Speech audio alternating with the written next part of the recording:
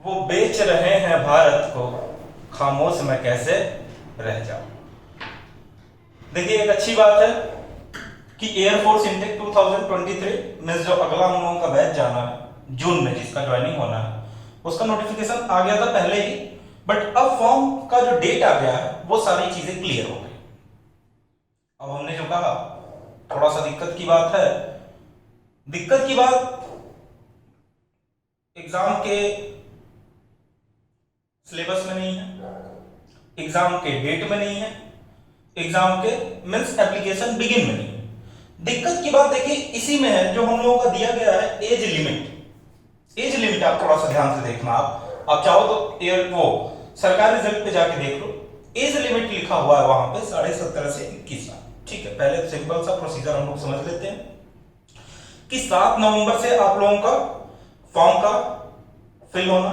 Date means application begin date जो हम लोगों का है वो है 7 नवंबर। ठीक है, ये लगभग 24 नवंबर तक आप लोगों का फॉर्म फिल किया जाएगा। उसके बाद आपका एग्जाम डेट जो है वो पहले हमने कहा था, जो पहले नोटिफिकेशन आया था उसी में हमने कहा था कि देखो लास्ट जनवरी या बहुत अगर खींच के जाएगा तो वो फरवरी में जाएगा। बट हुआ क्या कि जनवरी में ही डेट दिया, मींस 18 to 24 जनवरी। जब पहले अक्टूबर में मिस आया था, स्टार्टिंग ऑफ अक्टूबर, हमको लगता है फर्स्ट वीक में आया था या लास्ट सितंबर में कुछ ऐसे ही आया था, अगर आपको याद हो, उतना हमको तो याद नहीं। तो उस टाइम जो एज लिमिट गिवन था हम लोगों का ये 21 की जगह 23 ईयर्स गिवन था। याद हो तो आपको जाके, अगर नहीं है सरकारी रिजल्ट पे तो आप जाके, हमने वीडियो भी बनाया था, जाके देख लो। उसमें ब्रैकेट में लिखा हुआ था हालांकि टेंटेटिव, ठीक है, बट वहां पे लिखा था 23 ईयर्स। जब मेन फॉर्म इन लोगों ने नोटिफाई किया कि अब से फॉर्म हम फिल कराना स्टार्ट कराएंगे, सारी चीजें दे दी गई, एग्जाम डेट दे दिया गया, आपका कब तक लास्ट डेट है, तो उसमें इन लोगों ने एज लिमिट 17.5 से 21 कर दिया। फिर से वही काम किया कि फिर से वही धोखा वाला काम, फिर से वही फरेब, मतलब जितना गलत किया जा सकता है उतना कर रहे हैं। जितना किया जा सकता है ऐसा नहीं, जितना संभावना है उतना की जा रही है। क्योंकि देखो पहले आप देते हो 17.5 से 23 ईयर्स, अब क्या है 17.5 से 21 ईयर्स, 2 साल आपने घटा दिया। 2 साल उन बच्चों को हटाया है जिन्होंने कोविड के टाइम पे 2 साल वैकेंसी नहीं आपने दिया, तो कोविड के टाइम पे वो लोग अपना फॉर्म नहीं अप्लाई कर पाए। पहली चीज तो टीओडी लगा दिए, उसके बाद करेला तो करेला, ऊपर से नीम चढ़ा, तो वही हुआ कि 17.5 से 21 देके फिर से वही हाल हो गया। अब आप लोग सोच रहे होंगे कि नहीं, एक बार तो दिया था चांस, मींस अभी जो डेटा आया था, मींस अभी जो प्रीवियस एग्जाम हुआ है उसमें तो 17.5 से 23 दिया हुआ था, तो एक ही वैकेंसी में दिया ना भाई। हम लोगों को एक ही वैकेंसी में तो चांस मिला, ऐसा तो नहीं कि 3-4 वैकेंसी में चांस मिला। अगर वो 2 साल जो कोविड के टाइम पे लोगों ने रोक के रखा था, अगर उसको दिए होते तो 4 अटेम्प्ट बच्चे देते, 4 अटेम्प्ट कम से कम देते। आपने उसको क्या किया कि एक अटेम्प्ट देके दिखा दिया कि नहीं, जो कोविड के टाइम पे हमने वैकेंसी नहीं निकाली थी उसका हमने दे दिया कि 17.5 से 23 ईयर्स दे दिया। तो आपको तो लग रहा है कि नहीं हमने कर दिया, लेकिन अब ये सोचो कि 4 अटेम्प्ट की जगह कोई आदमी को एक ही अटेम्प्ट मिला। जो अभी 12th पास करके आए हैं उनके लिए तो अच्छा, उनका तो यही एज लिमिट होता है। बट जिन लोगों ने 2 साल में अपना कोविड के टाइम पे टाइम वेस्ट किया है, या जैसे भी मान लीजिए आप, उन लोगों के लिए सबसे बड़ी समस्या की।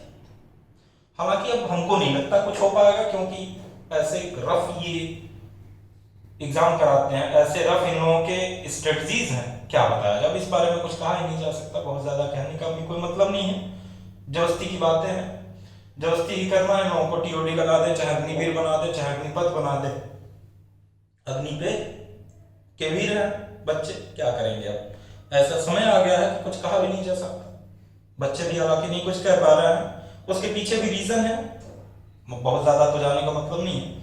अब देखिए स्ट्रेटजी की अगर हम लोग बात करेंगे, पहली चीज तो अगर 18 से 24 जनवरी का हम लोगों का एग्जाम, तो एक तरह से मोटा मोटी मान लेते हैं कि हमारा नवंबर से टाइम हमको मिला, तो हमारे पास बचा नवंबर दिसंबर।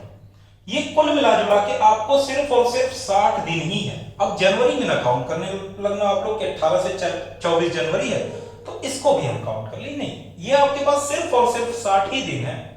इस 60 दिन में आपको जिसका सिलेबस कंप्लीट नहीं है उसको सिलेबस कंप्लीट करना है। जिसका सिलेबस कंप्लीट कर हो चुका वो अब रिवीजन करेगा। ये जो 18 से 24 है, मान लो किसी आदमी का 18 जनवरी को एग्जाम पड़ जाता है, किसी का मान लो कि 18 जनवरी को एग्जाम हो गया। अगर 18 जनवरी को इसका एग्जाम है, अगर उसने 60 दिन में खत्म कर लिया है सिलेबस, तो ये जो 18 दिन है इसमें सिर्फ और सिर्फ आप क्या करोगे, प्रैक्टिस करोगे, सिर्फ और सिर्फ प्रैक्टिस करोगे। मींस इसमें अब कुछ पढ़ना नहीं है कि ये ना मान के चलना कि नहीं 18 जनवरी तक है हमारा डेट कि हम सिलेबस खत्म कर सकते हैं, तो ऐसे नहीं है। आपको इतना ध्यान रखना है कि हमको 2022 में हमको सारा सिलेबस कंप्लीट कर लेना, सारा का सारा सिलेबस कंप्लीट हो जाए 2022 में, ताकि 60 दिन के अंदर सिलेबस कंप्लीट, जो 15-18 दिन हमारा मिला उसमें हम लोगों ने क्या कर लिया, प्रैक्टिस सेट मार लिया, 15-20 प्रैक्टिस कर लिया, उतना मोर देन इनफ होगा। तो कुछ ऐसा आप लोग स्ट्रेटजी बनाओ ना कि 60 दिन में आपका फिजिक्स भी खत्म हो जाए, 60 दिन में आपका इंग्लिश भी खत्म हो जाए, 60 दिन में आपका मैथ भी खत्म हो जाए, और जो वाई ग्रुप वाले हैं उनका रागा भी खत्म हो जाए, जैसे रीजनिंग है, अर्थमेटिक्स है, जीके है, ठीक है, तो उनका वो भी खत्म हो जाए। इस बेसिस से आप बनाओ।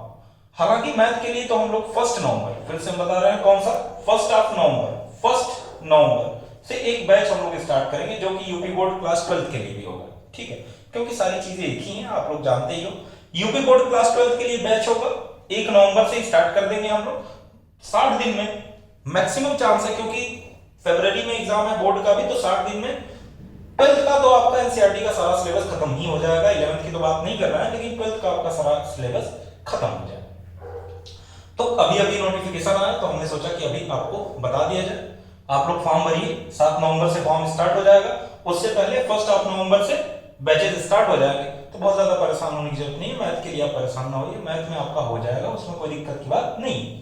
मेन आप लोग फोकस करिए फिजिक्स, ठीक है। तो आज के लिए इतना ही रखते हैं। Thank you very much.